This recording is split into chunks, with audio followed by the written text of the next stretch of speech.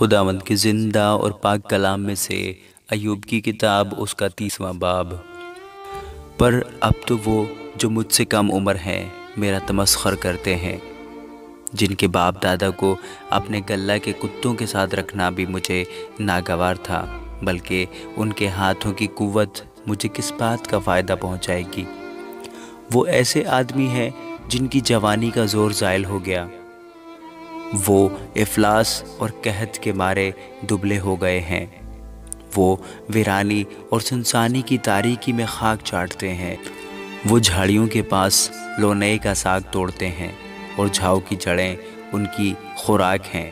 وہ لوگوں کے درمیان رگیدے گئے ہیں، لوگ ان کے پیچھے ایسے چلاتے ہیں جیسے چور کے پیچھے۔ ان کو وادیوں کے شگافوں میں اور غاروں اور زمین کے بھٹوں میں رہنا پڑتا ہے۔ وہ جھاڑیوں کے درمیان رینگتے اور جھنکاڑوں کے نیچے اکٹھے پڑے رہتے ہیں۔ وہ احمقوں بلکہ کمینوں کی اولاد ہیں۔ وہ ملک سے مار مار کر نکالے گئے تھے، اور اب میں ان کا گیت بنا ہوں، بلکہ ان کے لیے ضرب المثل ہوں۔ وہ مجھ سے گن کھاتے، وہ مجھ سے دور کھڑے ہوتے اور میرے منہ پر تھوکنے سے باز نہیں رہتے ہیں، کیونکہ خدا نے میرا چلہ ڈھیلا کر دیا اور مجھ پر آفتیں بھیجی، اس لیے وہ میرے سامنے بے لگام ہو گئے ہیں۔ میرے دہنے ہاتھ پر لوگوں کا ہجوم اٹھتا ہے، وہ میرے پاؤں کو ایک طرف سرکا دیتے ہیں اور میرے خلاف اپنی مہلک راہیں نکالتے ہیں۔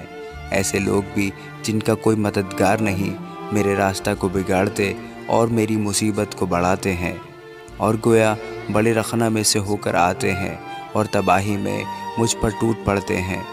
دہشت مجھ پر طاری ہو گئی، وہ ہوا کی طرح میری آبرو کو اڑاتی ہے۔ میری عافیت بادل کی طرح جاتی رہی، اب تو میری جان میرے اندر گداز ہو گئی۔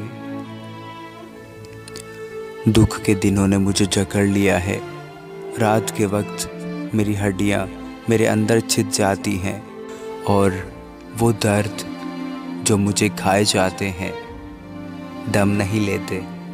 میرے مرض کی شدت سے میری پوشاک بدنما ہو گئی، وہ میرے پیراہن کی گریبان کی طرح مجھ سے لپٹی ہوئی ہے۔ اس نے مجھے کیچڑ میں دھکیل دیا ہے، میں خاک اور راکھ کی مانند ہو گیا ہوں۔ میں تجھ سے فریاد کرتا ہوں اور تو مجھے جواب نہیں دیتا۔ میں کھڑا ہوتا ہوں اور تو مجھے گھورنے لگتا ہے۔ تو بدل کر مجھ پر بے رحم ہو گیا ہے، اپنے بازو کے زور سے تو مجھے ستاتا ہے۔